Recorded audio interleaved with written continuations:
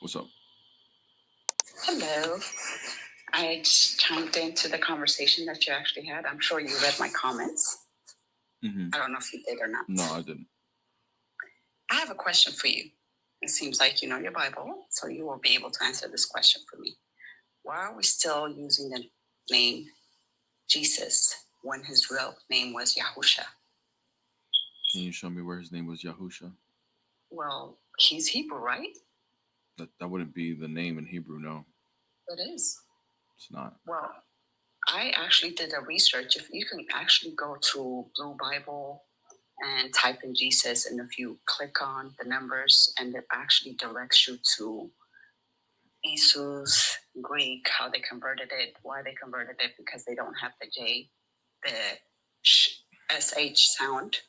So that's how the Jesus came about. Yeah. The name the original. The name would actually be Yehoshua. Yahushua. Which is different. Hold on, can I finish? Fabi, can I please finish? That is the Hebrew, Yehoshua, which is in English translated to Joshua. But the shortened version would be Yeshua. But English has the letters. It should not be.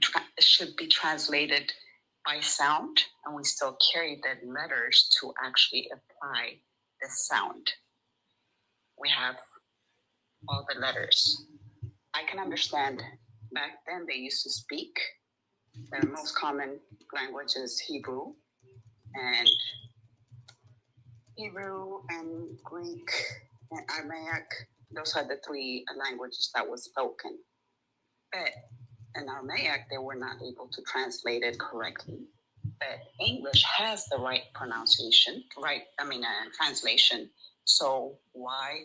You need to ask yourself, why was it translated? Because right now I feel like we're still denying. So Faye, here. How about this? How about I don't care? Okay, well then you're not following him. You're following something else. How about I don't care what you think I'm following or not? How about that? You actually have an argument? I don't expect you to care. That's okay, then why did you come up here if you didn't expect me to care? To treat each other. Then why did you care if why did you care to come up if you didn't think I cared? Because our job is to spread his message. Okay, good. You spread it, and I'm telling you now, I don't care about what you think his pronunciation is. How about that? Hey, are we done here, or do you have something else? Are we done here? Or do you have something else? Well, apparently you're possessed, so you might want to go ahead. Okay, yeah, I'll take a look at that. Is there anything else that you'd like to bring up? Not at all. Okay, good. All right, have a good day. See you later. Why do people care so much about how it's pronounced, how a name is pronounced, or whatever? Like, what the, like, as if God doesn't know what we're saying, you know, like, or what we're referring to. Like, God's gonna care that much about how we phonetically sound out His name. Like, are you serious? The power is in His name. You see, this is where dummies shouldn't be reading the Bible. This is why in the early centuries, the Bible wasn't allowed for anybody to just read, because you have people like Fabi that pick up the Bible and they say in His name. They actually think it's like the pronunciation of His name. What Fabi doesn't realize is whether it's pronounced Yeshua or Yahashua or whatever she said. Let's say she's right. Let's say that it's Yahashua or whatever she said it was. Okay. Do you know she doesn't even realize that in the first century there were thousands of people called Yahashua? It was a very common name in the first century for Jewish people. So what? Every time everybody who had that name had that power now? Is that what that is now? Or maybe by saying the name, like by looking at the name, looking at the word name in Greek, doesn't mean like an actual sounding out of a name. Maybe it just means authority. Do something. Because we've had just low level argumentation this morning already. First 20 minutes, low level. Fabi is Orthodox as well. Oh my Lord Jesus. Crazy. Check out the Ethiopian Bible. Fabi, I don't believe you're Orthodox. I really don't. Actually, come back up. I'm about to prove that you're Orthodox. Or you're about to prove to me you're Orthodox, at least. There's no way. Why is it so hard for you to believe that I'm Orthodox? Say the creed. You're a liar. Say the creed. Are you there? Can you say the creed? Yes. Say the what? The creed. Exactly. I'm Ethiopian, first of all. Okay? Say the creed. And they will say they know the creed as well. Say the creed. I can say it in Giz for you. Say it in English. Say it in English. I was not. English is my fourth language. I'm so sorry. What? You're so good at language translations. Why don't you translate it? Say it in English. My Father who's in heaven. Okay, you don't even know what the creed is. Clown, look at this. She's not even Orthodox. She starts saying the my Father prayer.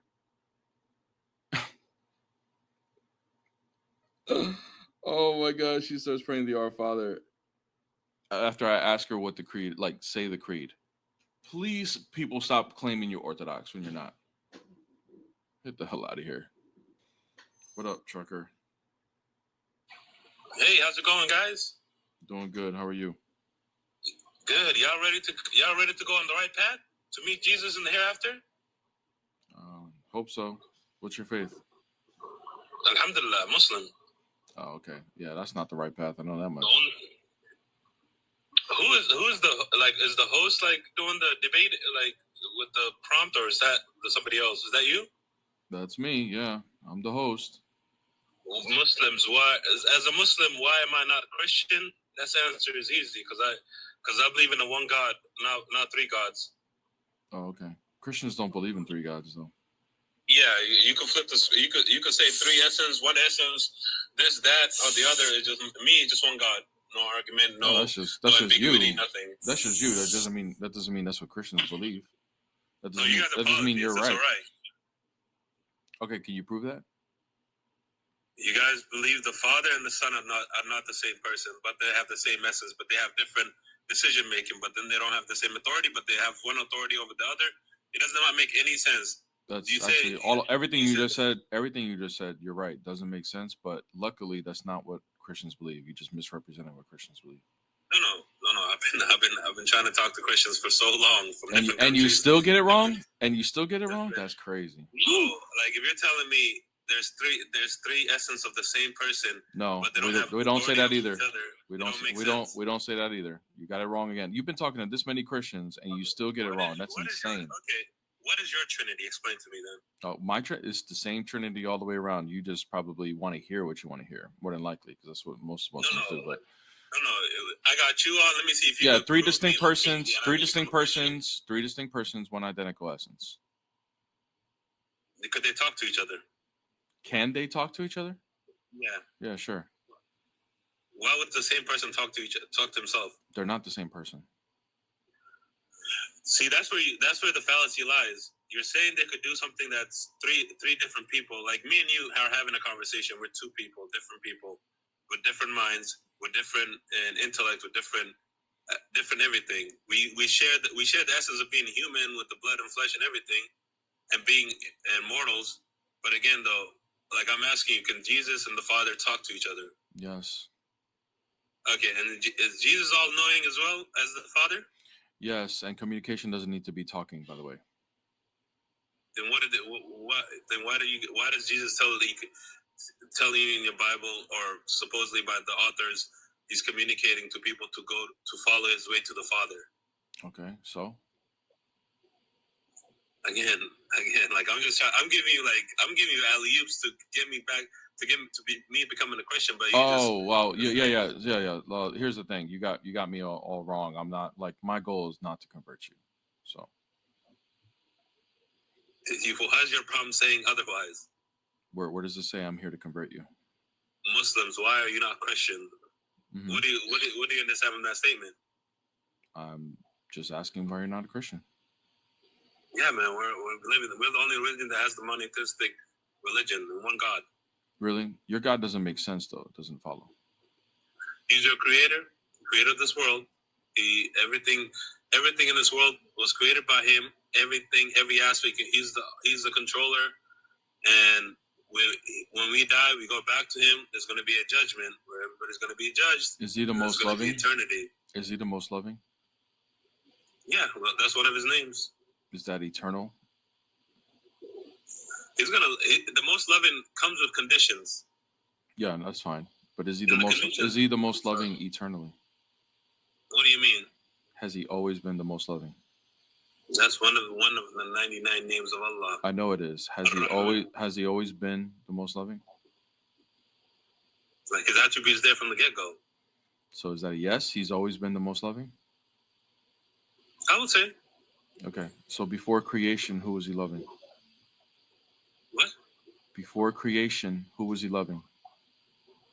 Like, what are you defining loving as? Like, with your intellect, like the way that you're like grasping the love part.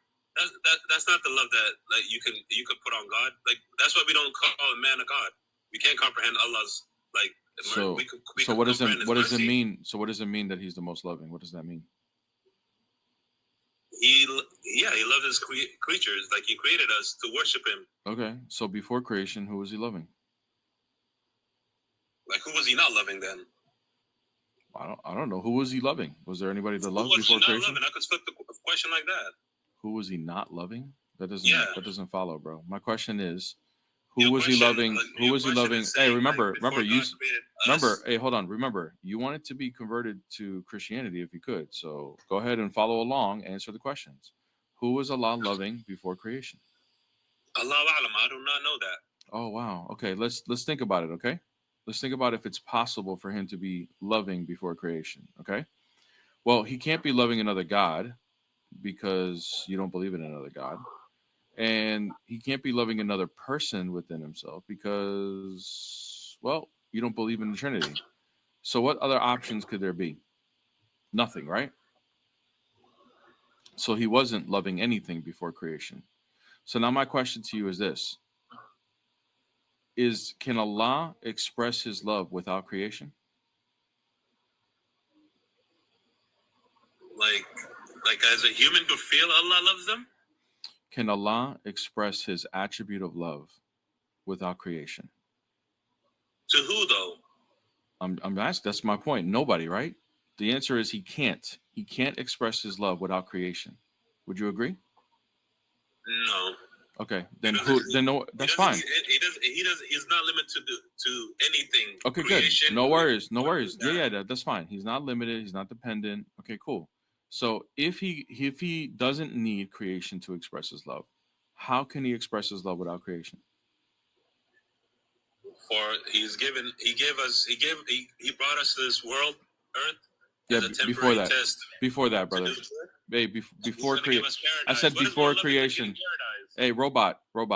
Sorry, we're not on that topic. I said before creation. How can he express his love? Why are we talking about before creation? Like because I'm showing. What's the substance for that? The substance is that your singular one-person God doesn't make sense. So, who was he loving? How can he express his love before creation? Like I said, that question? What would that help me right now with? What does that do for me right now? Yeah. So here's what it would do for you. Okay. Go ahead. If your God cannot express his love without creation, that would make your God dependent, meaning that he is no longer God anymore. He's actually not God. Because your understanding of expression of love, that means it negates the divine. No. The divinity of God?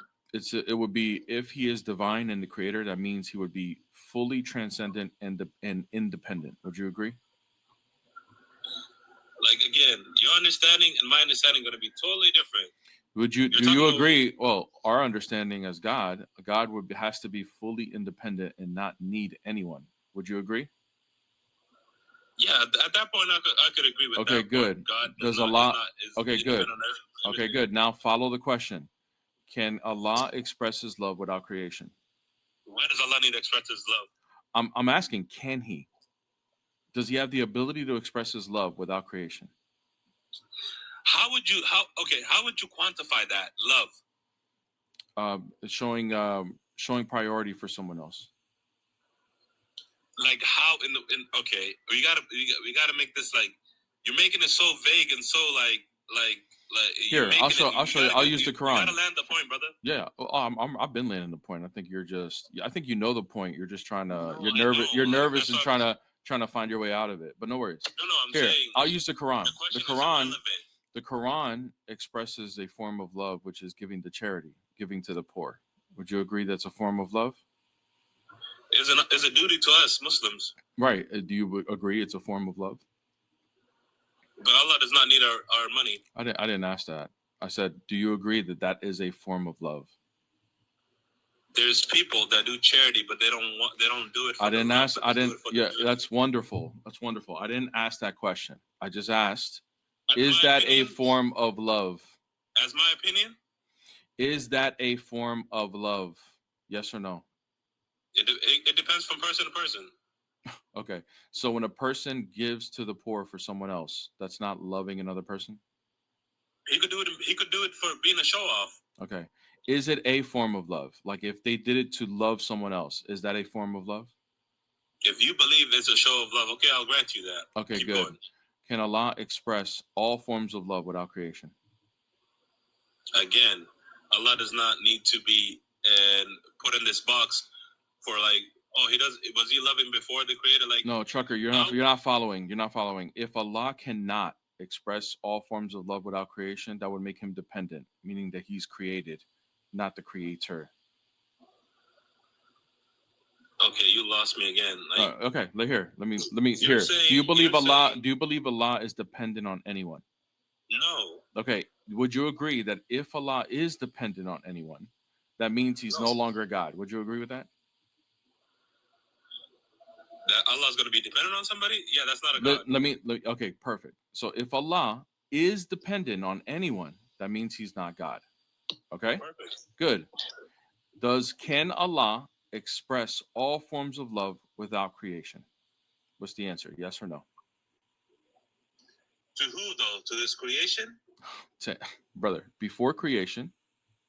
Look, here, I'm going to give you the options. I'm going to lay it all out for you so that you don't have to think about it. You know the choices you're going to make, okay? It's a strict dichotomy. The question is this, and I'm going to give you the answers and the options and why these are options, okay? So let me finish, and then you can respond. Okay, go ahead. The question is, can Allah express all forms of love without creation, okay? If you say yes, he can, then that's fine. That means you're saying he is independent, he doesn't need creation, but then you will have to prove how he can. Otherwise, you're just saying yes just to say yes. You don't have any substance to it. If you say no, he cannot express all forms of love without creation, then that would make your God dependent on creation to express all forms of love, making him not God. Which do you choose? Yeah, the first answer is correct. I agree with the first answer to an extent. Okay, so then how can he express all forms of love without creation? Go ahead. Like, okay, I'll put it here. Before there was creation, I don't know. That's why I tell you, when I say Allahu A'lam, that means Allah knows best. I don't know that. Yeah. I can't formulate answers on things that I don't have any knowledge about. Okay. You get me? Yeah, then bro, I think it's if we use our head and we realize there's really no other option, because if we're asking before creation, it can't be something that's created. So it has to be something that's eternal that he can express his love to, but there's not another God. So that's not an option. And your God is only one person, not Trinity. So the answer is nothing. There can't be anything else, meaning that the answer has to be he is dependent on creation, which means your God's fake. Is that your best conclusion that you come up with? Can you come up with something better?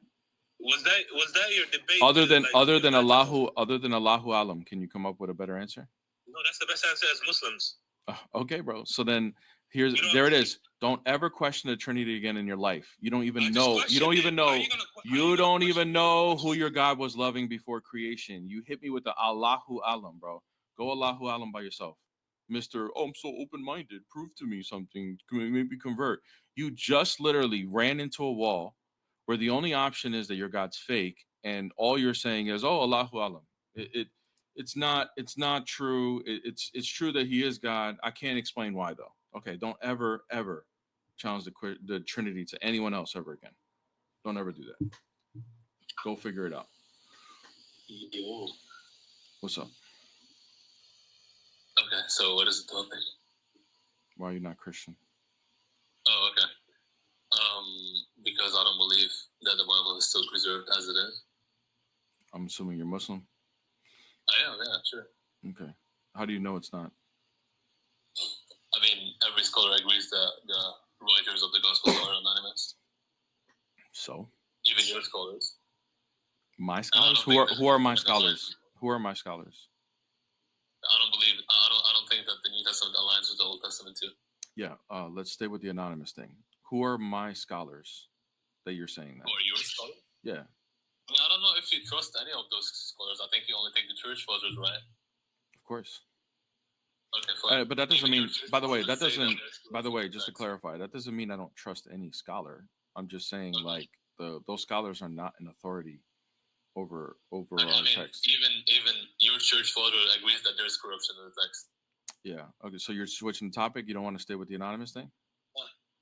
I'm telling you. You said you don't care about the scholars, so I'm telling you, we go to the church. No. That I want to stay on the anonymous thing. Okay. So the scholars are going to say it's anonymous because they're textual critics, and when they're looking at manuscripts that have been passed down throughout the centuries, they're not going to have the original manuscript with an autograph saying who wrote this, especially since in those times. Went to the church fathers. Okay, let's go there. Let's go there. Okay, cool. So, just because the scholars who are only allowed to evaluate manuscripts are saying it's anonymous, that doesn't mean that we don't actually know who wrote it. Yeah. So I'm telling you, forget about the scholars since you don't care. Okay, let's go to the church. Oh, okay. So you concede from the first argument. Okay, cool. What's the next argument?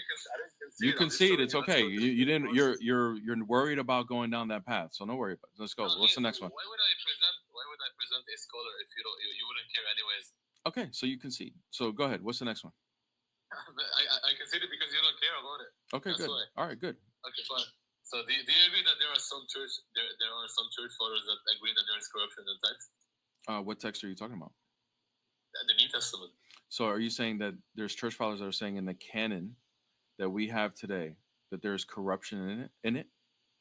I mean, yeah, in a sense. For example, prophecies are lost. Prophecies are lost. Yeah. Okay. Yeah. How many church fathers do you have on this? I mean, I would present the first one, which is John Chrysostom, if you want. John Chrysostom. Okay. So you're saying John Chrysostom says that the canon that we have is corrupted. No, I'm saying that John Chrysostom said that there are prophecies that were lost. Okay. Where does he say that it's corrupted? On the commentary of Matthew 2:23, when it says Nazarene, this prophecy, it says it's not found anywhere in the Old Testament. It's lost. Yeah. Okay. So that means what? That the text is corrupted? That implies that it's possible that other prophecies are lost, which implies corruption and the loss of prophecy. Okay. Yeah. Chrysostom is just saying he doesn't know what happened. He doesn't know how to explain that prophecy. Does that mean it's corrupted? He doesn't know. He said that it's not there. And it's lost. Read it. Read the quote. Can you open it and read it? Put it on the screen. Sure. What's the citation?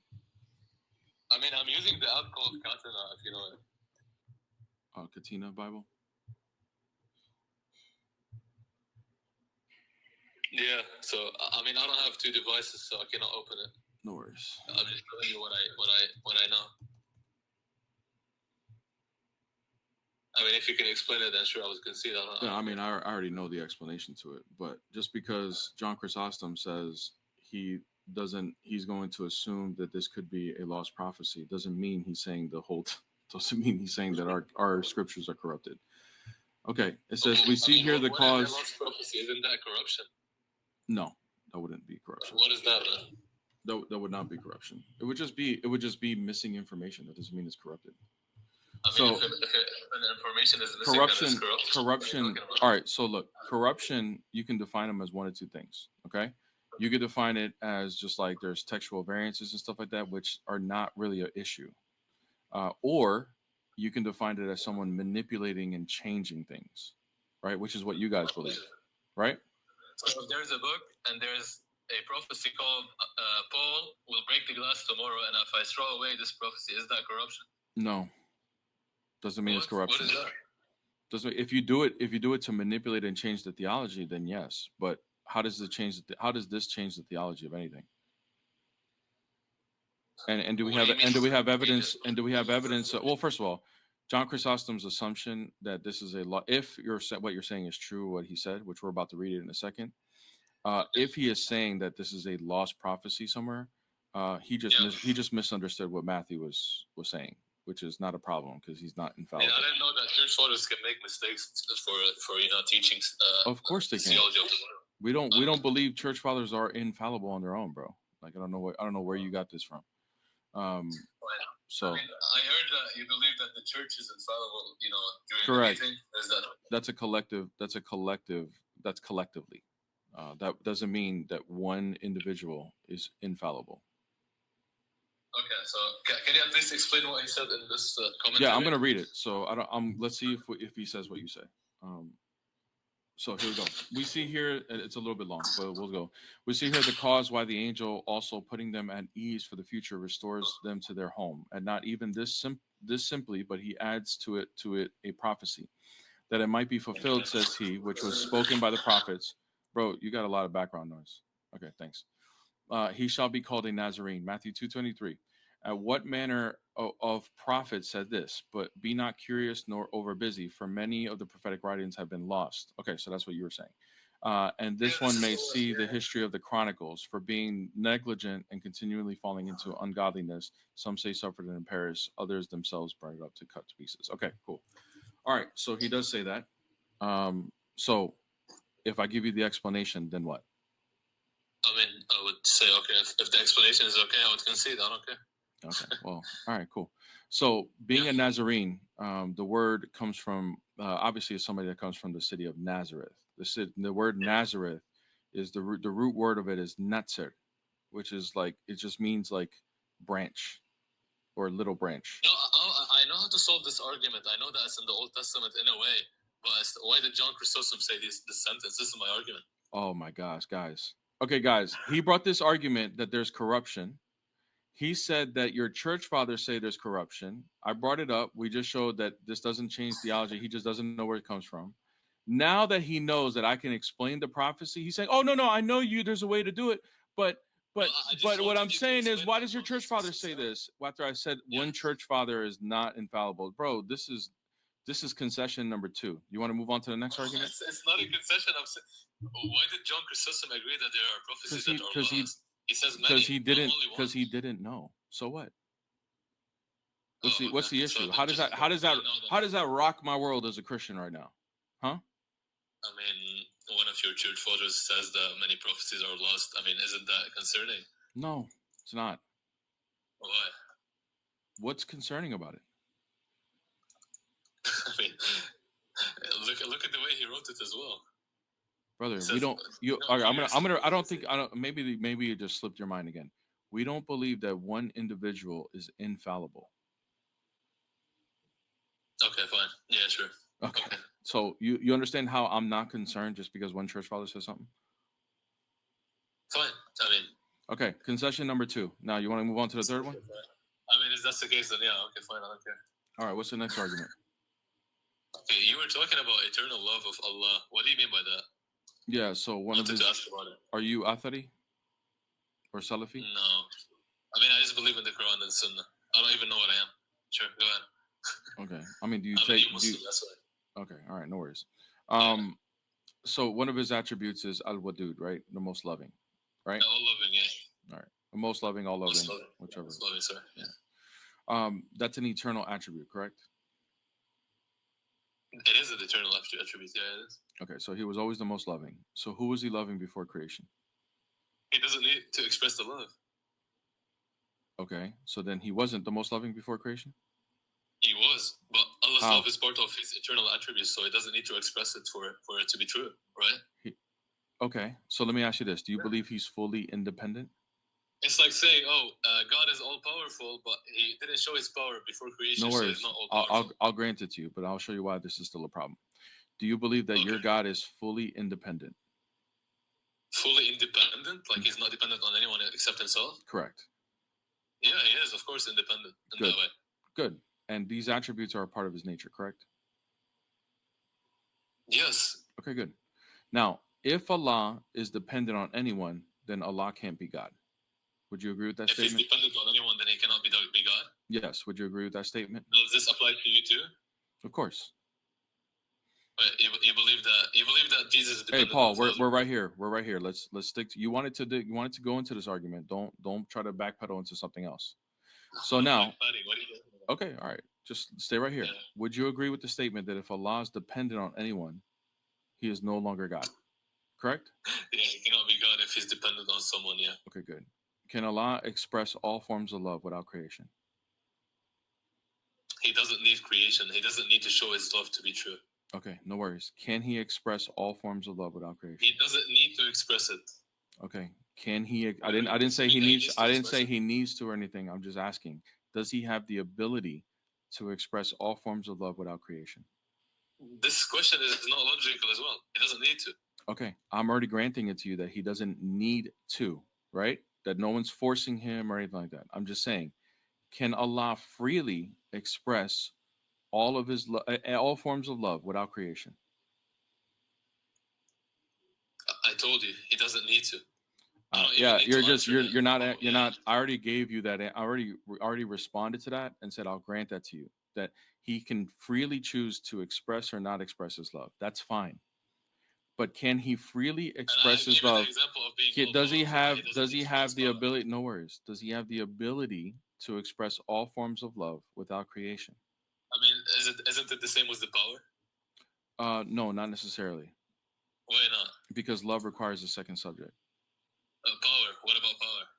Power, you can express power without a second subject. So now, can we please answer the question? Can Allah express all forms of love without creation? I mean, not in the way you're presenting it now. What am I presenting? I've just been going along with your premises that you agree with. Because there was no one to love before creation, then Allah. I just need you to answer the question. I just need you to answer the question. Can he express all forms of love without creation? Oh my God. Just because something isn't being shown doesn't mean it doesn't exist. So that's fine. I understand that. I'll grant that to you too. Just because it's not being shown doesn't mean it doesn't exist. Okay. Now, can Allah express all forms of love? You're still not. I'm not leaving this question until you answer this, because you still haven't answered the. You still haven't answered. You still haven't answered yes or no. You keep diving into something different that I'm not saying. I'm even granting you everything that you're saying. This argument doesn't follow because if someone is strong, does he have to always lift something to prove it? Yeah, I'm telling you, yes, he doesn't need to express love in order to prove he has the ability. I'm granting you he has the ability. All right. I'm gonna say it again, Paul. I'm gonna say, hey, Paul. I'm gonna say, Bullis. I'm gonna say it again. That he has the ability eternally to express the love. I'm granting it to you. I understand that you don't need to show it in order to prove you have it. Okay? I'm granting that to you. I'm not asking you for him to prove to me that he can express it in order for him to have the ability. That's not my argument. All right? So now that we address that, listen very closely. Does Allah have the ability to express all forms of love without creation? I mean, no, not in the same way you believe. Thank you. Your God is dependent. No, Fake. not dependent. No. Fake. Thank you very much. Concession number 3. Kick rocks. Unbelievable. After all of that, he got refuted on all of his arguments against Christianity. And then he can't express all forms of love without creation. But my God is real. My God is one Allah. Allah is one.